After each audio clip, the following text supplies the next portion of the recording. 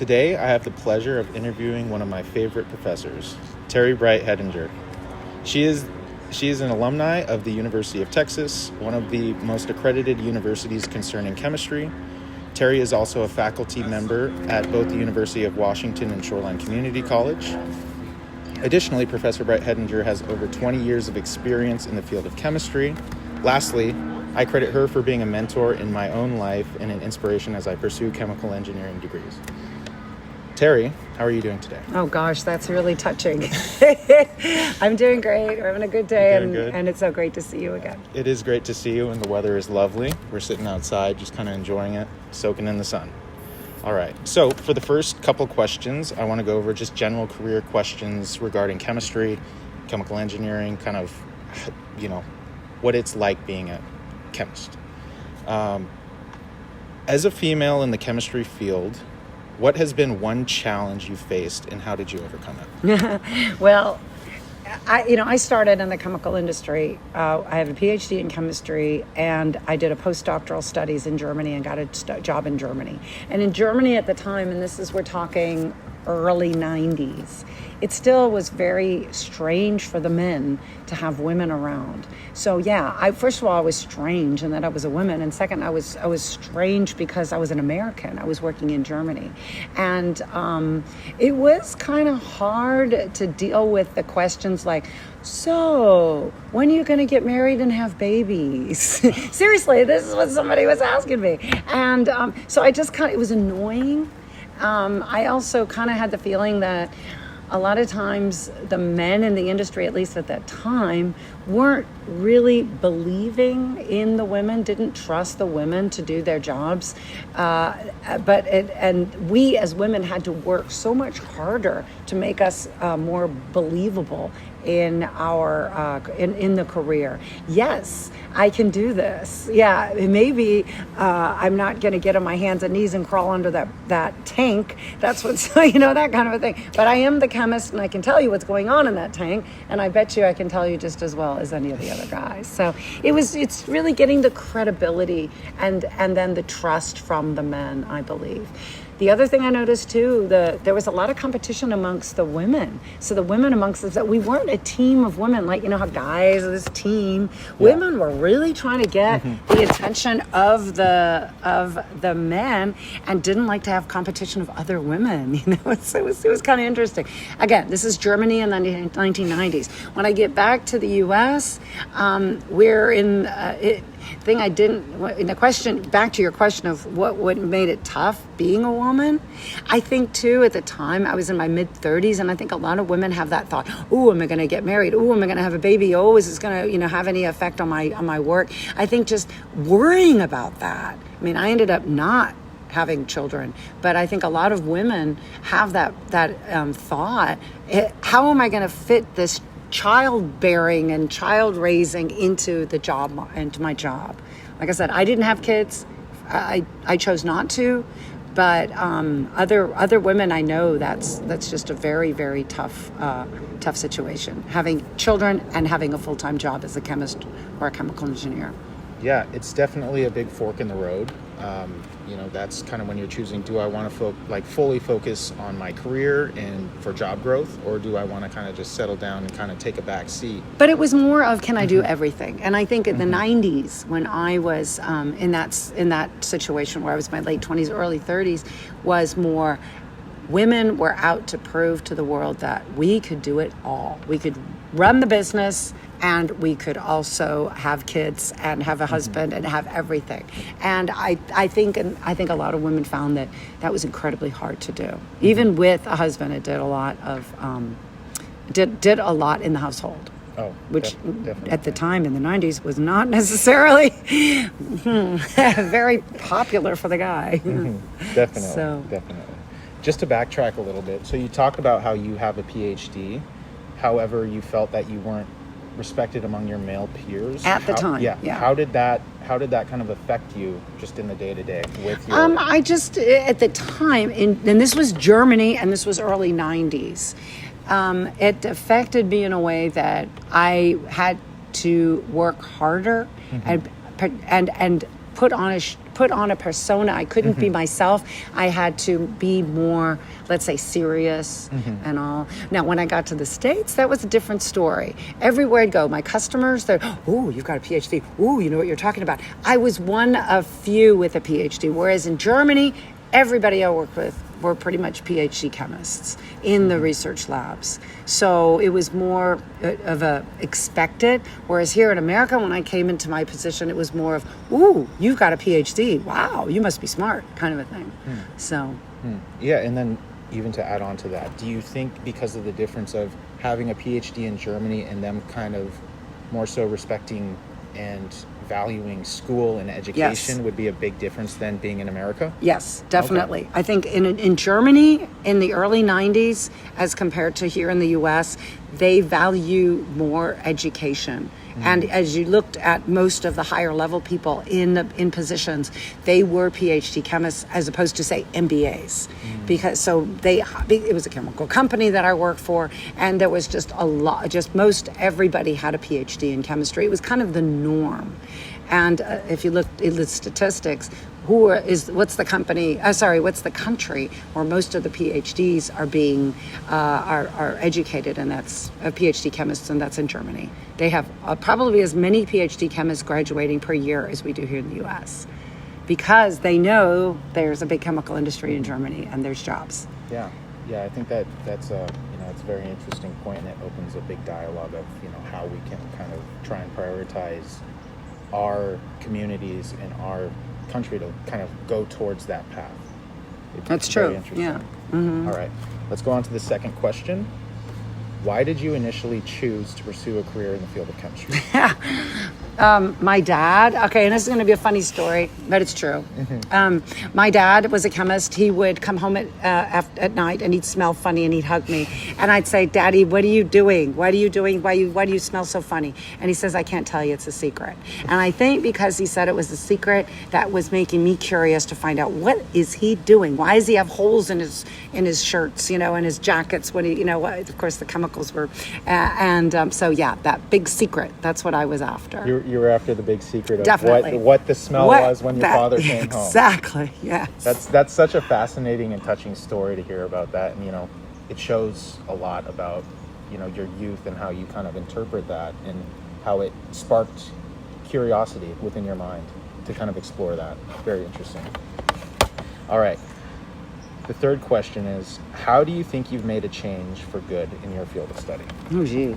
Well, to tell you the truth, I did a lot in the chemical industry. I there are some products out there with work that I could say I was a part of to get that product out there in the market. But I still, because ever since I was young, I always wanted to teach. So yes, I did a lot in the chemical, and I don't want to go into details about all these projects that I was on and what pharmaceuticals I worked on, all that. That's for me now not very relevant. I think the biggest challenge was moving from an industrial position in sales and marketing to the one of teaching. And that was something I've always wanted to do, was wanting to teach and making a difference in someone's life. And I have many former students who I still, of course, am in touch with. And I feel like I have made an impact on their lives and made a difference. And I think that, for me, is maybe more of, maybe more of this, the effort that I put into teaching and then encouraging students to go into science degrees and giving them direction and giving them and assisting in their career paths. I think that's maybe worth more than getting an $8 million business deal with Abbott, or you know what I mean? Yeah, so, exactly. Yeah. I find it interesting that you bring up that point of the transition from being in the field as a professional and then transitioning to teaching, and you kind of touched a topic that's kind of going to be further in on the interview, funny enough, but we could further explore that once we get to that okay point, good. All right, the next question is, what are some ways that you were able to find a healthy work-life balance during your career? Or were you even able to find that? Oh yeah, definitely. Oh yeah. First of all, my jobs when I was in the industry, I got to travel a lot. And fortunately, lots of places where I got to travel were places where I had friends. So a lot of times I wasn't staying in hotels collecting, frequent flyer points or whatever at hotels. I was at my friend's house sleeping on the couch. Yeah. So that's how, from that perspective. But as I was married, the time when I was married, I would do that. Of course, when I'm staying with my friends, when I'm on business trips, but I wouldn't leave early and skip town, because I have a husband at home now, so kind of a thing. So, but yeah, I mean, it's the other thing I noticed that now that I'm teaching, I am grading papers on Saturday nights. Whereas back in the day, Friday afternoon, computer's off, goes back on Monday. So that was just the way it was. I'd get my work done, and I'd be on the plane coming back from 5 different meetings. I'd write the notes on the plane. I would not sleep. I would get it all done, get it over with so I can enjoy the weekend. Exactly. So yeah, it's discipline to get stuff done. And not chit-chat during work at the coffee machine and all that kind of thing. I had to kick people out of my office, get out of here, I'm trying to finish this report kind of thing. Yeah. So, get things done at work so you can go home at 6 o'clock and you have your life. Yeah, you bring up a fascinating point with discipline and how, being disciplined in your field of study as well as just in your day-to-day life can be so rewarding in the long run, and how it does end up freeing up space or giving you more time in future instances where if you had put it off, that would be taken up. I find that pretty fascinating that you bring up that point. All right. A lot of time management. It is a lot of time management and planning it out and, scheduling out a planner and everything like that. Okay, the next question is, if there is a specific identifiable instance where a decision shaped the trajectory of your career, what happened and how did you manage that change? Well, I think the biggest decision was I ended up getting a job when I first got out of school, out of my PhD, and it was in Bartlesville, Oklahoma. You're laughing. Yeah, I don't want to go there. And I ended up getting a postdoc in Germany, and then they were, after the postdoc in Germany, Bartlesville was holding a job open for me, and I'm like, I don't think so. And I ended up getting a job in Germany, and I said, do I take less money? But do I take 14 days holiday and 6 weeks vacation? Or do I go back to America? And I'm like, no, America can wait for me. America can wait for you. And yeah, I feel like you going and, moving to Germany, that was such a large life decision, because in that decision, you ended up, finding your partner. That too, at the company. That's true. Yeah, it feels like that, that was just entire gravitational switch in your just general life. But it was a goal of mine from the get-go. I said, after I do my PhD, I'm doing a postdoctoral research in Germany, and that was that was the end of my story. It's like, after that, we'll see what happens. I don't know. I don't have any plans after that. Exactly. No, I didn't know I'd get a job over there. Yeah. Yeah. It's just a leap of faith, and you took it. Yeah, exactly. And that's a part of chemistry. Right. Just taking that chance. Exactly. All right. For this next round of questions, we're going to explore advice that you might give for current students or students who are looking to become chemists, chemical engineers. Okay, someone like you. Yes, exactly. Okay. Someone like me. So for the first question, how is pursuing a career in chemistry in today's world different from when you initially joined the field? Well, you know what? I think that back in the day, there were huge chemical companies, Dow, DuPont, BASF, Bayer, Hooks. These were huge, huge companies. So again, I mentioned the German ones because they were the biggest, and the US had big ones, DuPont and Dow. But there were so many more companies. So when you applied, there was a lot of different choices, and then you could say, like me with the Bartlesville, Oklahoma, that's Phillips Petroleum. Okay, there were a lot more companies, and they were bigger, but in the meantime, they've merged into each other and made even into bigger companies or streamlined whatever they're doing. But though, if you open an issue of Chemical and Engineering News, you're going to see a lot of biotech. And I think the whole swing of the biology with the chemistry together, and pharmaceuticals and all that kind of technology is just, it's so different that in my day than we were developing plastics, and so it was, so it was just in terms of the technology, and also instrumentation, and it's a lot more with a computer. We didn't have email when I started. There was no such thing as email. I mean, it didn't. So it's very, very different. It is. Yeah. It does sound like it's very different, and it's an interesting point that the evolution of kind of these professions and these jobs, how it can change so drastically, and just on the grand scheme of life, in a short period. You either majored in chemistry or biology. Mm-hmm. There was no biotech, all these kind of, biochemistry. No, you took a chemistry degree and you focused on biochemistry. So now there's just also so many different majors. Mm-hmm. So, back in my day, it was either biology, chemistry, physics, in terms of science. Yeah, you pick one of those and then you go into that. And you profession. go into that, exactly. And now there's a gazillion different ways. There are plenty. And and it's hard to figure out. And I was going to add to that point.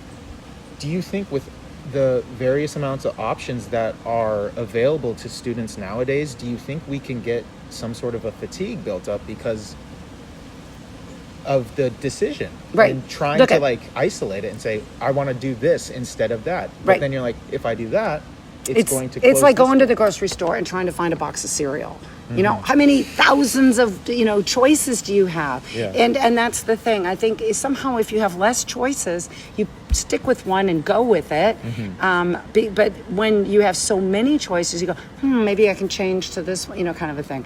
And I think that's why I find a lot of people changing their major, changing their direction, whereas before we just stuck with it. We stuck it out. Mm-hmm. And it got hard. We stuck with it. Shade. Yeah, I know. That's why I'm keeping it in the shade, making sure it doesn't get overheated. And, to add to your point of trying to choose something, I had ran into an issue initially. This goes way back to when I was in high school. I initially wanted to go into petroleum engineering because I was like, oh my gosh, I really want to work on these oil fields. I'd be able to live out in Alaska, California, Texas, you name it, Florida maybe. And I was just so enamored by it, but then I'm like, well, it's so specified that you would only be able to get a job in that one field. Refining. Well, I mean, there's a bunch of different, every major, there's a bunch of different angles you can go at it and get different jobs. Yeah. So sales and marketing, you could go, and you go application, and all sorts of different avenues that you could go with a petroleum. In fact, a lot of times you have a petroleum engineering degree and you end up doing the work of a chemical engineer.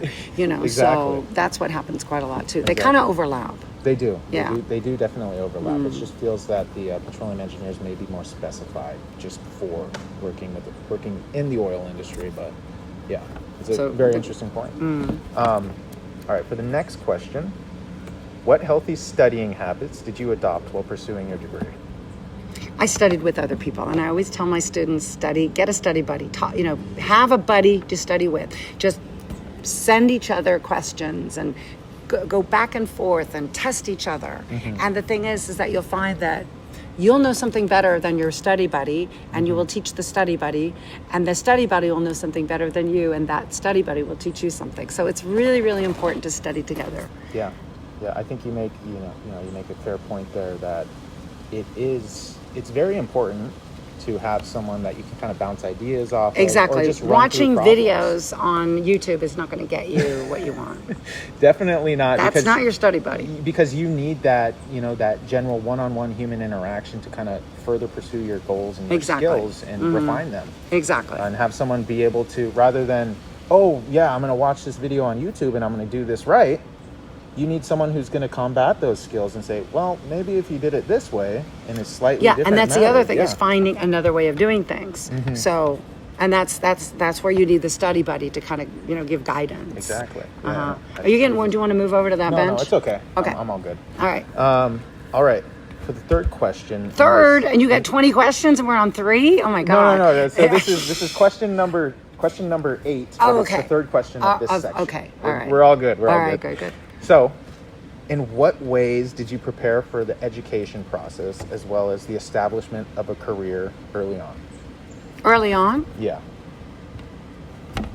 Well, I mean, high school, sure. I took the advanced classes. I took as much advanced classes, and I also didn't really focus on the grades. I focused on the learning. So that maybe my grades weren't great in high school, but when I went to college, I got really good grades because I learned the material. It was my high school was very, very competitive, and I got a lot of B's. So A lot of B's, and yeah, there's a little while. Look at that. But I got lots of B's and instead of A's, and but that didn't faze me. It didn't faze Yeah. you. No, because a big part of it is just not getting discouraged, even with your failures And or sticking with shortcomings. it, and that was it. Because I remember when I was a junior and I was taking quantum mechanics, and I just was bombing the class, and I just stuck with it. I said, I'm not going to change my major. I'm going to stick with it. I'm going to learn this stuff. I would go to the professor. I would talk to the professor, spend time with the TA, and it would really, really help having that interaction. And then, of course, having my study buddies to study with. Definitely. So, Definitely. yeah. I feel the study buddies are definitely one of the largest Yeah. parts of Oh, the definitely. keys of the puzzle. yeah, and they're still my friends now, even 40 years later. So, Wow, that's great. That's Yeah. great to hear. All right, for the fourth question, did you find the transition from college student to professional difficult? If so, what was the largest learning curve? it's funny because I got that question once at BASF when I was on this board for a bunch of students that were graduate students, and they were asking what's the toughest thing you had to get used to. And at the time, it was pantyhose. All right, so I hated pantyhose, but you couldn't just back in the day you couldn't just show up without pantyhose, Exactly. So that was really tough and get it. They were just a pain in the butt. But in terms of going from there really wasn't that much to complain about. One, I got out of work. I was working from 8:30 to let's call it 6, and I could get home, whereas in graduate school I was working in the lab until all hours of the night, right? Until like 10 or 11 at night, let's call it, or even through the night if I needed to use the NMR for overnight. So I just had a lot more freedom in the industry. But and of course, because I was in Germany, I had 6 weeks vacation and 14 holidays. So nothing to complain about there, exactly. right? So though I didn't find the transition very hard at all. Okay, no, that's great to hear. And it's kind of more encouraging for people who are going to pursue that and to hear that from a professional. Yeah. Now, the biggest fear I had, now I must say, when I got to the plastics lab at BASF, which was my first job, there were a lot of women and there were a lot of people that were my age and who were not married. Okay, there were some that were married, some were a little older, yes. But that whole group was this young group of just, hey, we got this great job, and now, so we all were kind of buddies, and we kind of did stuff together. Whereas my boyfriend at the time worked for another chemical company. All of the guys in his group, well, first of all, were all guys. Second, they were all married. And third, they all had already bought houses. So here he is coming in going, oh my God, everybody's already married with, houses and all this. And look at me, I'm just nothing, I'm renting an apartment. And I was renting an apartment and so was all my colleagues. So I just got thrown into a better group that was more, that I could identify with. And I think that's important to find the people at your company that you can identify with. That's an interesting point that you make there. To go on to the next question, who would you say was the most influential person who swayed your decision to become a chemist? My father. Your father? Yeah. As we talked before. Yeah. And then how can we as students identify this person in our own lives? Well, okay, it doesn't need to be your dad. But in my case, it was my dad. He was a chemist. My mother studied biology. And my dad, he never really pushed chemistry. He in fact, discouraged it. Really? But I think because of that, and because of him smelling funny, and because of him having holes in his shirts, that I was curious. And I didn't do it. I remember being, younger and thinking, you know what? If I get a degree in chemistry, guys will think I'm smart, So, yeah. So it wasn't a particular guy, but that I was trying to impress. But no, it was my dad, pretty much. Your father. Because as a role model. But I must say my dad was a science guy. He was a science geek. I knew I wasn't going to be the science geek. I could start that way, but then I wanted to go into sales and marketing. So, and that was more fit my personality better. Definitely. And then, having your father being your largest role model, it opens the avenue of saying, having that supportive parent in your household is such an integral part of succeeding. It is. And for a lot of people, I know that a lot of my students, they don't have somebody like my dad was for me. Yet I try to be that person for those students, that I'm there for them if they have questions about, or they're afraid, or they don't know what's going to happen, or how things work, or how do I apply here, how do I do this, that I'm there for them. And I do have a lot of contact with former students. Yeah. And for those types of questions. Yeah, it's always good to build that positive student-teacher kind of that I am approachable, not to be afraid of me. Yeah. Yeah, exactly. Definitely. All right, for the next question, if you were involved in an internship before graduating, how difficult was the process of landing this position? All right, I didn't have an internship, but I did have a postdoctoral studies. So that was, I mean, I could say easy because I got it. I applied to 3 different institutions, and one of them gave me funding. And so it's just that was my, like I said, get a PhD, do a postdoc in Germany. And so I found out what were it was the National Institute of Health, and it was one other one. And I got the Humboldt Fellowship. So I just took the first one.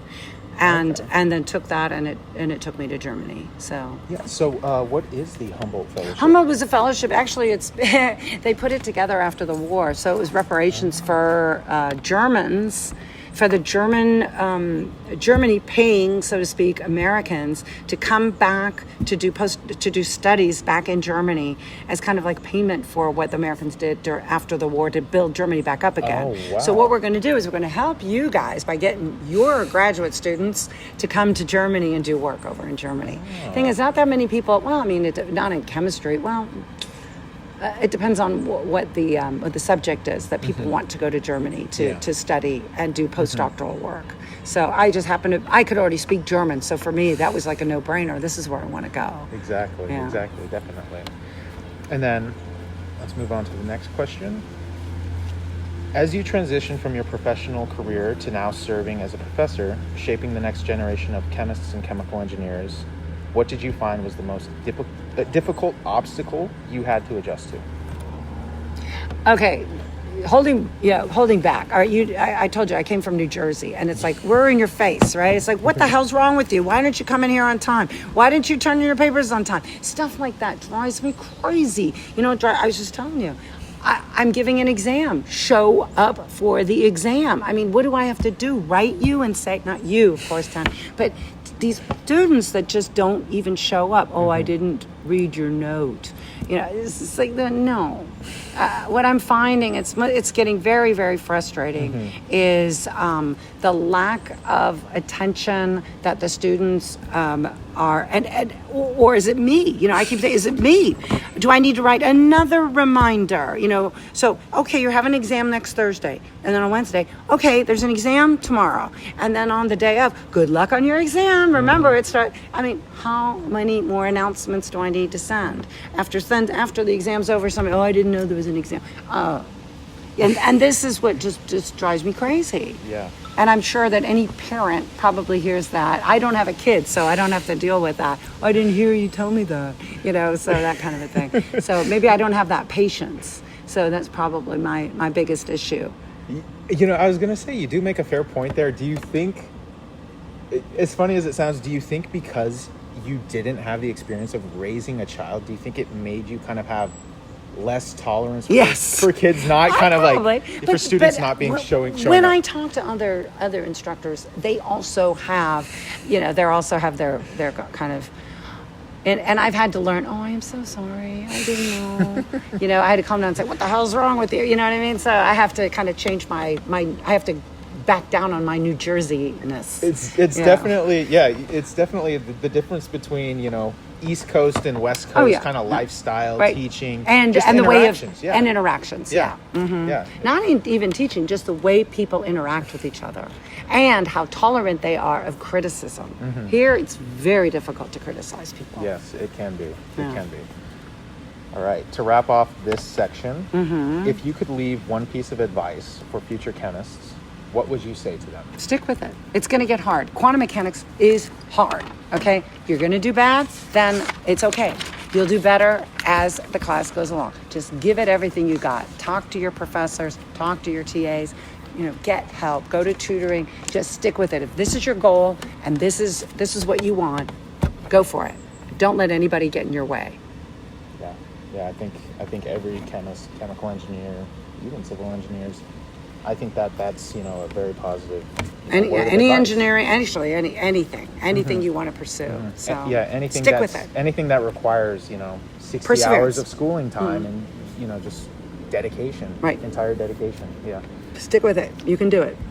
All right. For the third section of the questions, we're gonna explore responsibilities in the software that might be used in chemistry and chemical engineering. Okay. Some that you might be familiar with. Some I may not, but go ahead. Yeah. So, what was the most common form of communication you and other chemists used to relay information from one another? In the workplace. In the workplace. All right, you remember, I left the industry 8 years ago, and the main way to communicate was email. Mm-hmm. We didn't have chatting. We didn't have Zoom. We didn't have any of that. Yeah, no Microsoft Teams, nothing like that. Nope. Yeah. We only had emails. That's how we would. Yeah. Email was the main. Yeah. Okay. Mm-hmm. Okay, and then if you were to kind of go forward and explore something that's maybe outside of your workplace and maybe like a community of chemists, where would you go to kind of get that? Well, the American Chemical Society was one group, but more the trade shows. You'd go to trade shows, and then you would meet people at trade shows. So, but it wasn't like a forum where we'd all talk to each other. Yeah. That would all be done through email. You would talk to these. You'd meet them at people at trade shows, and then you'd write emails. Yeah. But this is we're talking 8-9 years ago. Yeah, and I feel with my kind of just general understanding and kind of research on trade shows and everything, a lot of it's going to virtual nowadays. Could be, yeah. It's expensive putting up one of those booths. It is. But how was your personal experience at these trade shows? I love those trade shows. Yeah. First of all, it was a way, I'd be working a booth, and I want to talk to you about my products, and I'd always make appointments to talk to certain customers, and so I would be there presenting, and I love trade shows. They were great, and of course all the free stuff you could collect. I still have a drawer full of USB sticks and pens and pencils and stuff. But I'd go around to people's, oh, what do you guys have there? What are you guys selling? And then, oh, can I have one of your pens? Yeah. But that's how I would find out about what's going on in the industry, is checking out their booths. The trade shows. You go to the trade shows. Yeah, that's the best way to make contacts. Yeah. What was your most memorable trade show that you attended? Oh, gee, gosh. If you had to choose one. Well, I mean, a really good one was the CPHI. Oh, God, I don't even know what that stands for anymore. And then the... oh gosh, it's been too long. But the CPHI is a good one. Then there's the Informex was a really good one. Informex is a good one, but that was more pharma related. So so pharmaceutical related. Yeah, mostly it's raw materials for pharmaceuticals, and so that was a good one as well. Plastic show. I mean, that was back in the day when I was working on plastics. There's the K show. In fact, that's going to happen. The K show is Kunststoff. That's the word. K is plastics, and it is a plastics show in Germany. It's every 4 years, and it's it's this year, and it's in Dusseldorf. So are you planning on attending that one? No reason to go. Not even to just don't do that. No. I'd love to just walk around and see what kind of new plastics. No, it's in Dusseldorf, Germany. I can't afford that. Not on this salary. That's funny. All right, let's go to the next question.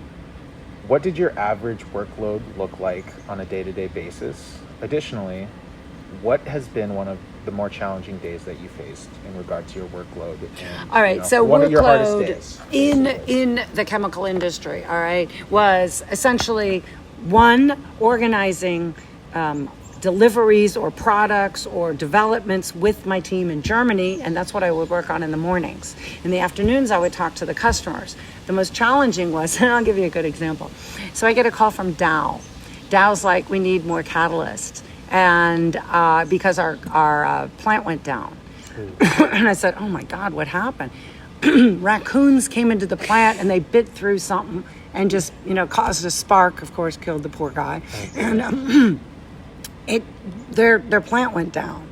And so they needed, the catalyst was destroyed and they needed new catalyst. So yeah, we are doing what we can to make them more catalyst in a very short amount of time, because we only have these campaigns to make catalyst at certain times. So yeah, we really had to bust our butt to get it, and we did. We got it back, but it was just so funny. I mean, the reason why their plant went down, it's because of a raccoon bit through a wire. Yeah. So, but things like that happen. I know it's such a funny point, and I kind of briefly remember you explaining that in one of our sessions just a little over a year ago. And it's funny how such a small little instance can throw a wrench in the entire system. Oh, definitely. You know? For weeks. I mean, for weeks we were scrambling to get this. So just because of one raccoon wanting to munch on some wires. Exactly. It's very interesting. It's a very morbidly funny point. Poor guy. Yeah. Poor guy. All right. How many and what specific software did you tend to use while working in the labs as a chemist? Like, what did you use to kind of... Software? Yeah. As a chemist? Yes. There was none. In the 1990s, I had a lab notebook. How difficult? Okay. How difficult was? It was easy. It was easy to... Much easier. Yeah, much easier. Rather than running all these softwares and everything? Nothing. I don't think we had anything.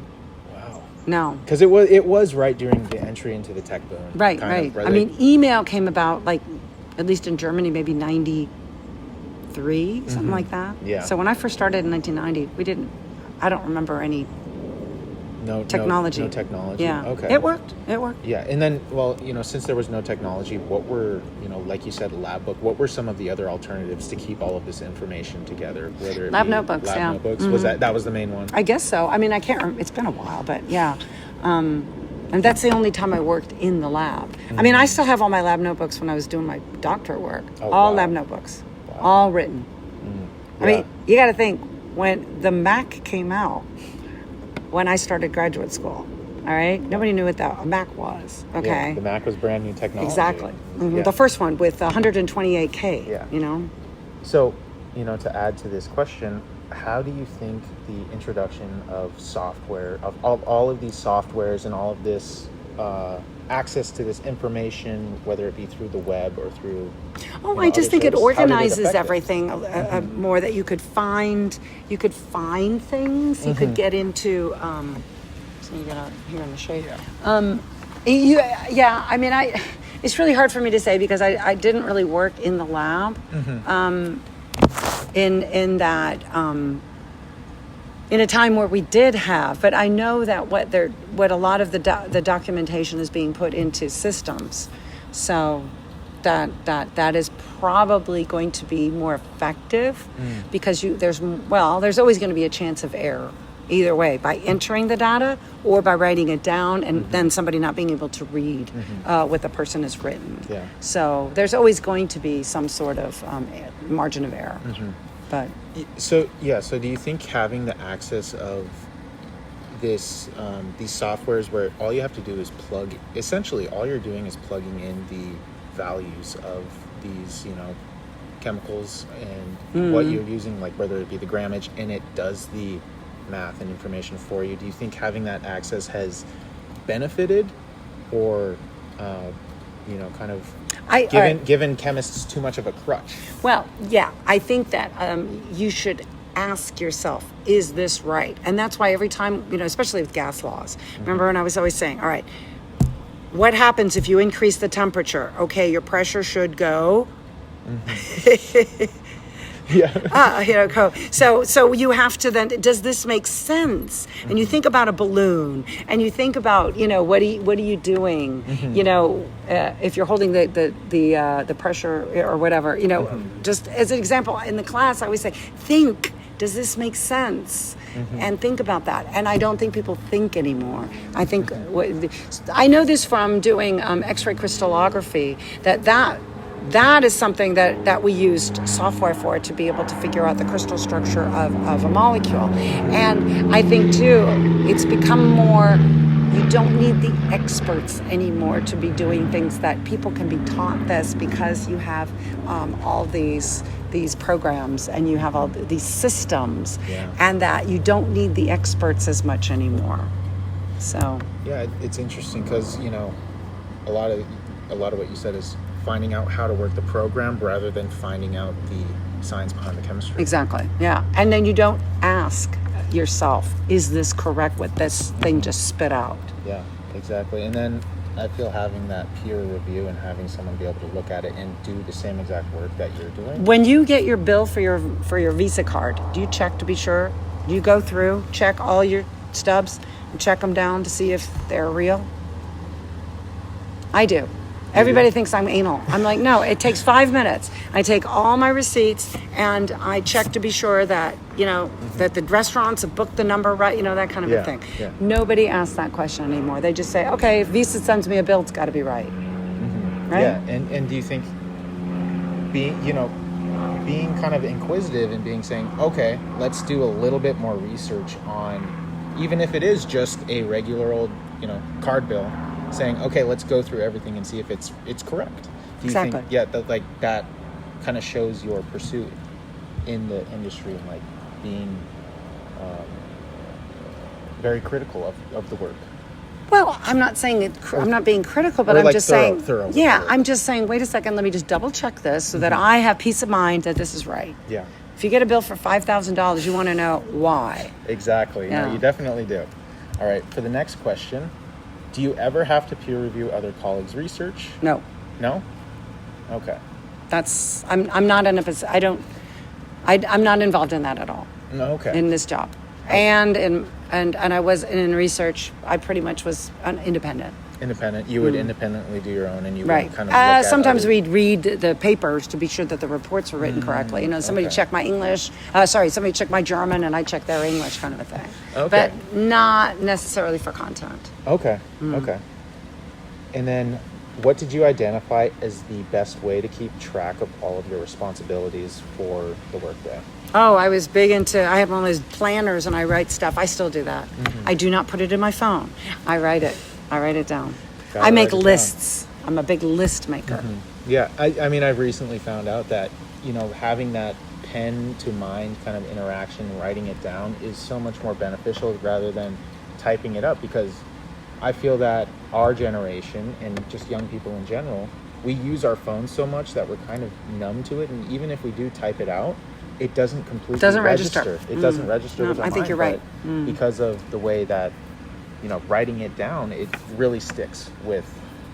I don't have my purse with me here, but it's full of lists. It's crossed off. So I believe it. it's not shopping lists. It's stuff to do lists. Yeah. All right. For the final section of the interview, I would like us to explore professional development Okay. and how that kind of process would go forward. Okay. For the first question, what other professionals did you tend to interact with on a regular basis while working as a chemist, whether it be chemical engineers or whether it be production engineers? When I was in research. When you were in research. When I was in research, I was in a group for my product, and I worked with the production guy, I worked with the marketing and sales guy, and I worked with I was the R&D person, and then and then also purchasing. So we worked as a team and we had a constant interaction. Oh, and also process development. So that was the other division. So we always had these monthly meetings about our product. Yeah. So we, in the company, had a lot of interaction. Okay. Yeah. Okay. Yeah, no, that seems... I feel that it's so important to kind of have that positive interaction with your colleagues. Not only positive. Whoa, let me tell you, those Germans, they would be at each other's throats saying how screwed up they are in the production. And this guy in the marketing would just be, what the hell are these people doing in here? And after that, all right, everybody ready? Let's go to lunch. And we go to lunch as if nothing happened. And they were at each other's throats. And it would always just blow me away. But that's just the way the Germans are. So, to kind of connect two thoughts together, do you think you coming from the East Coast, kind of that rough, very blunt background, do you think that benefited you when you changed to work in Germany? Oh, no, I came from Texas. Oh, Texas. I came from Texas and went to Germany and then landed in New Jersey. Probably okay. Germany prepared me very well for New Jersey. Yeah, because Texas, for the most part, is very warming. Right, exactly. So that's why, transitioning to Germany was double tough. Once they're in your face, and second, it's cold and rainy and cloudy all the time. So, it was more difficult. But once I got Germany, got used to that, then I could take on New Jersey, no problem. So Germany prepped you for New Jersey. That's Exactly. very funny, Yeah. knowing, people from Jersey are very, Yeah. very, very rough around the edges. Exactly. Sort of individuals. No, it's true. And very likable. It's a very good point. All right. How much responsibility was given to you in your first few years as a professional, and how did it develop over time as you delved further into the occupation? Well, all right. I was responsible for a product, a polymers development, so that when they said, okay, we want to make a car part, all right, so I would be the one doing the research, in my lab assistants would do the work, I would put together the programs. So yeah, I could say, well, this was important for the Ford car, because that's what they were using as a the central locking system box. That was the plastic that was being used, and we did the tests on that. So yeah, I could say, for this for this car to function in cold weather or warm weather, I had a lot to do with that. All right, not really me, but yes, so I would always think about it in that terms. Where is this product going to be used, and how what kind of an impact will my work have on the final product? Now, when that's the only R&D I did, which was in plastics. Okay. So the other work I did was developing, let's say, the raw materials for pharmaceuticals. That the production was done by my company, and getting us that, say, exclusive synthesis project. Could we do it? And we were the only company that could do it? Not necessarily, but we could do it. We could do it, and we were then qualified as a supplier. So yeah, a lot of times when I see certain drugs on TV, on an ad, I'm like, I worked on that one. You're like, I did that one. Yeah. I did that one a few years ago. Yeah, this part of it, So. Yeah. So, as someone who has aspirations of entering the field of pharmaceuticals and being able to kind of produce those in the future, how does that, what's the general kind of structure of that field? I know there's a sales side of it, there's the raw material side, and then there's the production side. Right, there's all sorts. There's also R&D, there's also, sales and marketing are two different things too. So, marketing is very different. Marketing is very different from sales. And so I would be the marketing person working with the sales team. Sales would be out there at the customer. They'd bring me in for information. Also then the technical service part as well. So yeah, there's even technical service depending, so doing testing with that product, that kind of things. We do tests depending on what department and what business we're talking about. The technical service would do testing of materials and that's what the plastics lab would do, testing of products for the customer. So they had their tests, we had our tests, and then we'd exchange. Okay. So it was like a collaborative effort to kind of figure out the and especially if we were changing the formula or changing the and they would say, we need an improved, let's say, impact strength. Okay, then it would be something that we'd be working on. Yeah. That's pretty fascinating to think about. For the third question, who was the most accomplished person you were able to work with during your career in the field? Oh gosh. If you had to name, a lot. we could add top three people that you had been able to work with, had the pleasure to work with.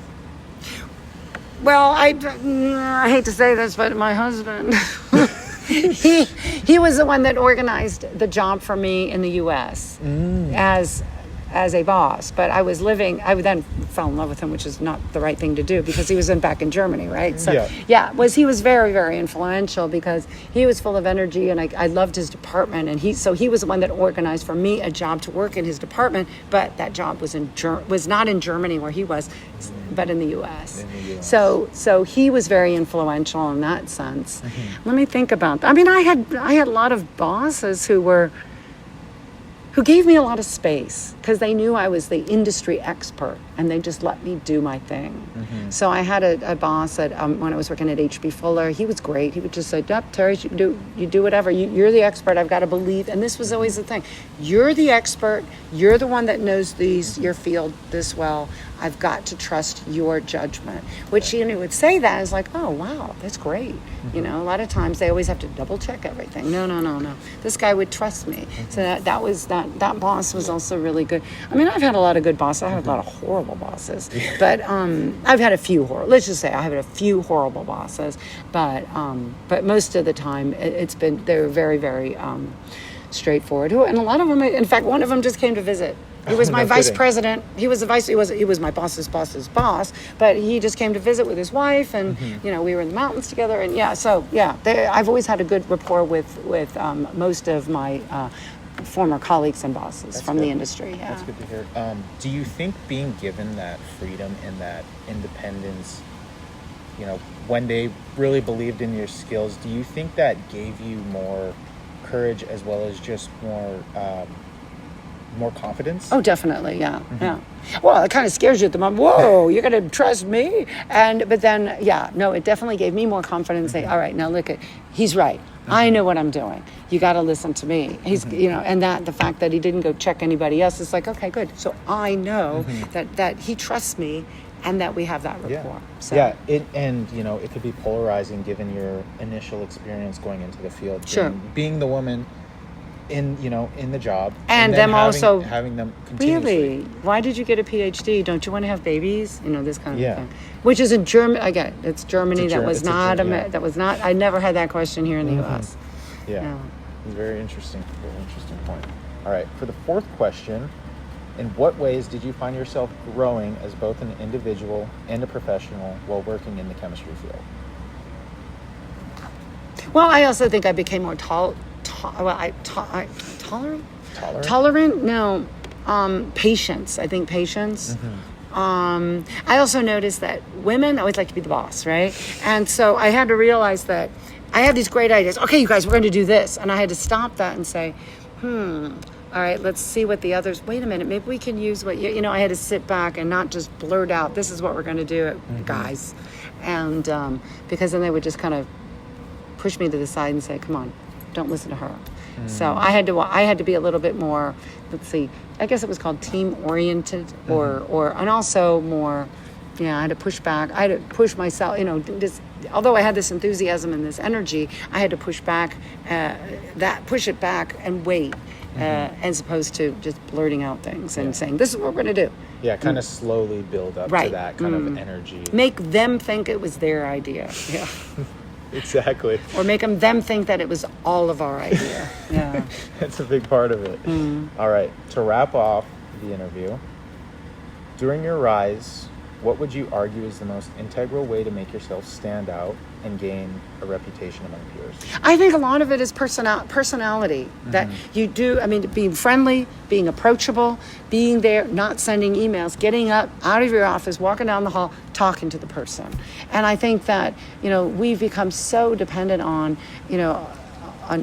just sending each other, messages on Microsoft messaging or text message or whatever. No, get out of your seat and go and talk to people. You get so much more, you accomplish so much more being more personal and personable. And that's the other thing, is not be shy to meet people. Hi, I'm Terry, and I'm there. Okay, you can always reach out to me. And I think that's what people, and also this positive, a lot of times I'm like, oh man, this project sucks. Yes, I did say that. But in general, to be positive and to be positive amongst your peers, and also not to be condescending. Yeah. So. Yeah. So. And I find that now too. I have to be careful not to be condescending to the students.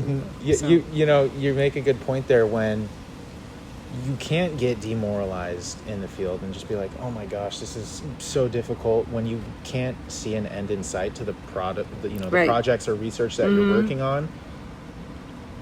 It doesn't only affect you, but it affects all the others around you that are seeing that and saying, well, it's making them question their own confidence. Exactly.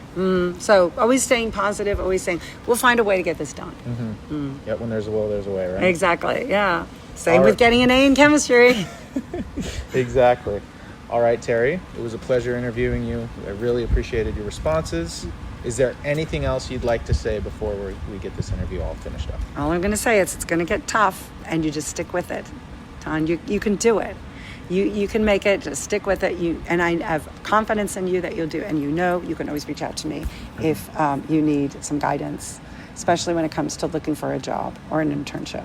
You know, I really appreciate hearing that from you, because I hold you in such high regard. And Thank you. You know, like I said just at the start of the interview, you have been one of the biggest inspirations for me in pursuing this field. And when I first entered your class, I was a bit hesitant on what I wanted to do.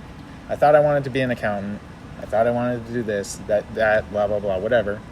But when I kind of sat down and I was sitting in your class, it really ignited the spark of curiosity to become a chemical engineer.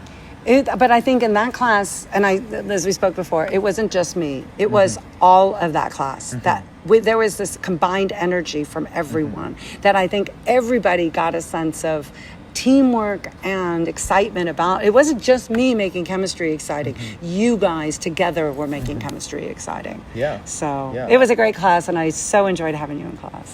Thank you. And I thank you really for your appreciate kind it. words. Yes, of It's course. really touching. That has wrapped up the interview. I will review it later. All right.